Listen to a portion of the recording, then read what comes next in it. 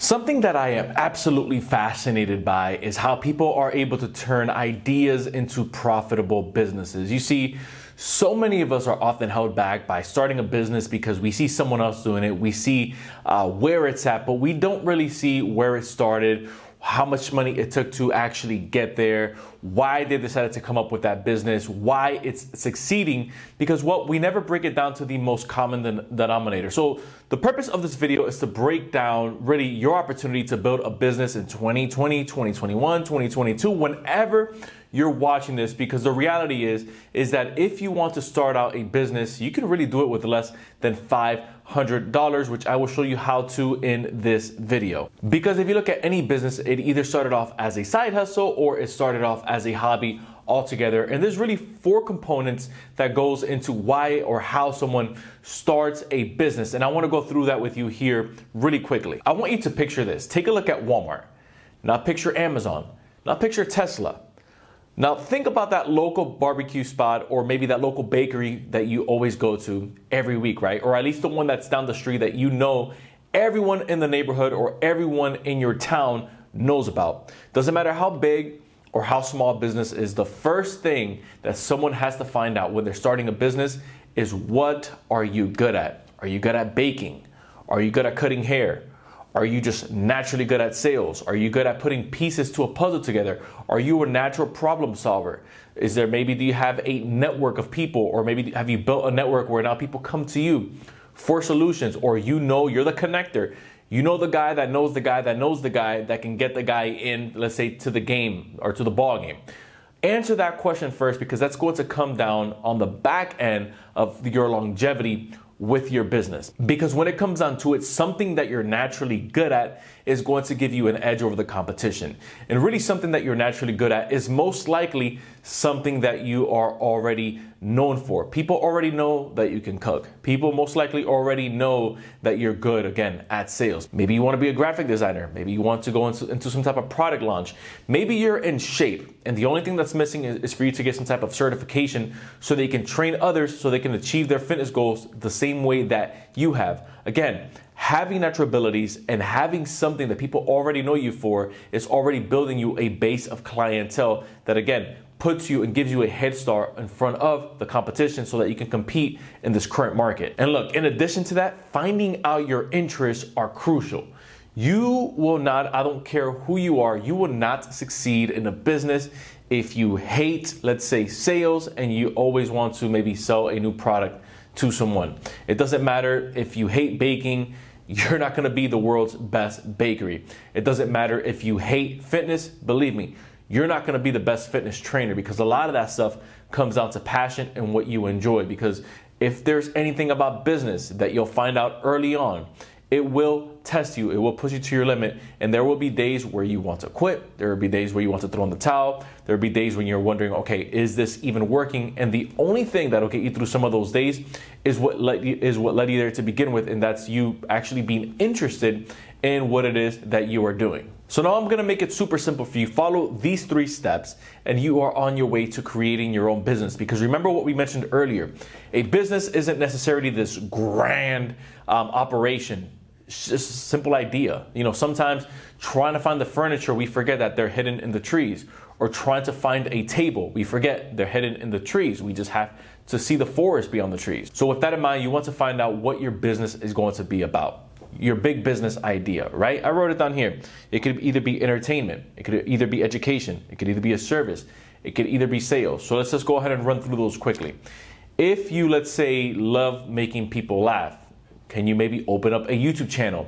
You put your jokes on here. This can maybe be a gateway to not only get monetized on YouTube, but you could possibly also open doors and use that as a resume to, again, launch your comedy career. You can use that to maybe get into the local clubs.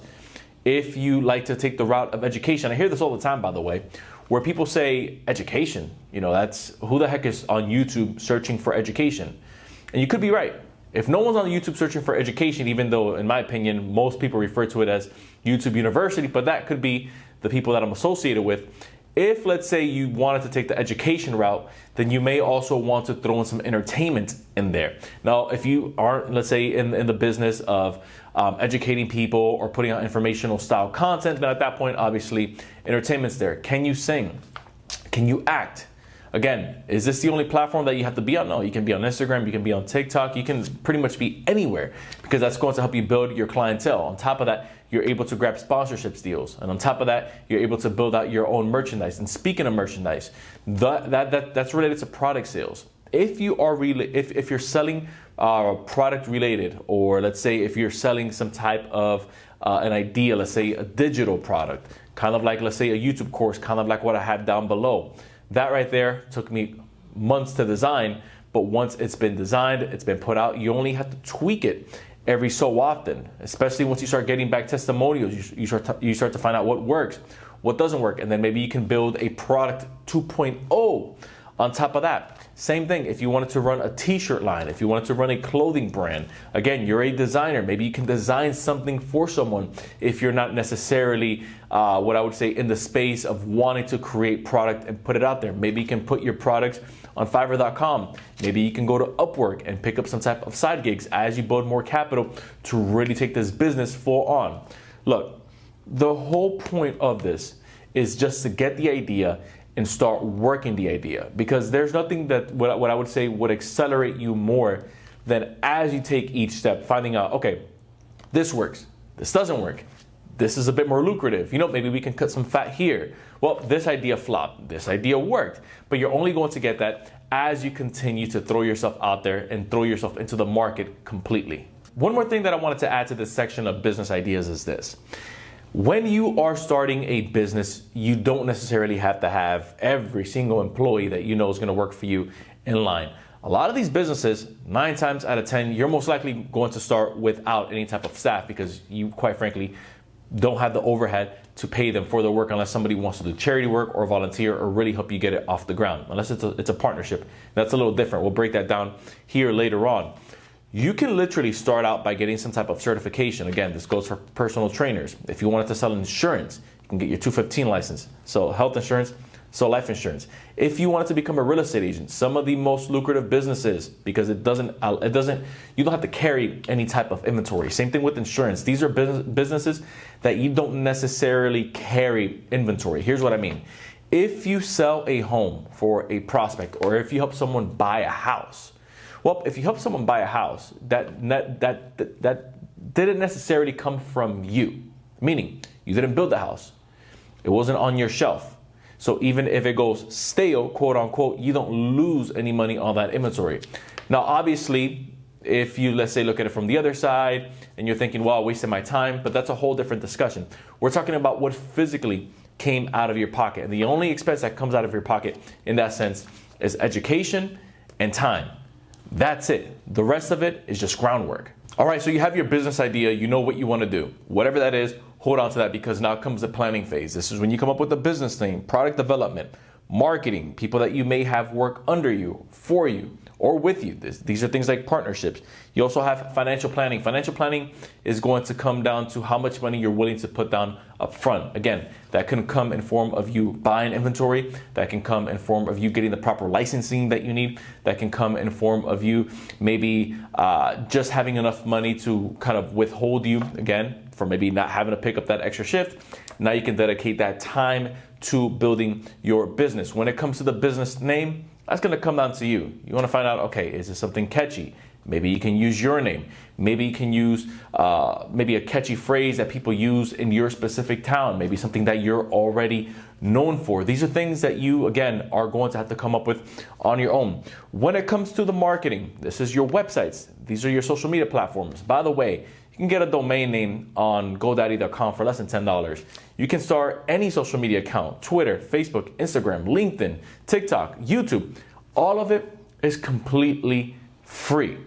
The only thing that it requires, again, is your time and a little bit of creativity. You can get templates, kind of like the thumbnail that you looked at for this video, or if you wanted to create a flyer for your business, or if you wanted to create some type of template for your website. Again, you can do that through Fiverr.com. Somebody could design that for you If you're crafty yourself, gosh, you can do that for free on Canva. If you wanted to upgrade and go crazy, you can get the $12 a month upgrade on Canva. Again, we live in the information age, and it's up to us to decide how we use that information. Now, the last thing that you want to do is you want to form your business. This is where you decide, okay, am I going to open up an LLC?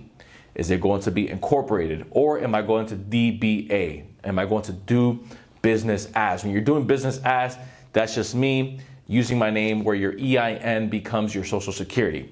If you wanted maybe a little bit more protection between you and the business, let's say, God forbid, you get sued, something happens, at that point, you're able to put a barrier between your name and the business, and that's when you create the LLC. And again, for tax reasons and tax purposes, that's something that I would recommend for you to do anyways, because that allows you to open up separate bank accounts, because you don't want to be commingling your funds anyways. IRS doesn't like to see that. So that's something that I would recommend when you are building your business. Again, it doesn't take a genius to open a business.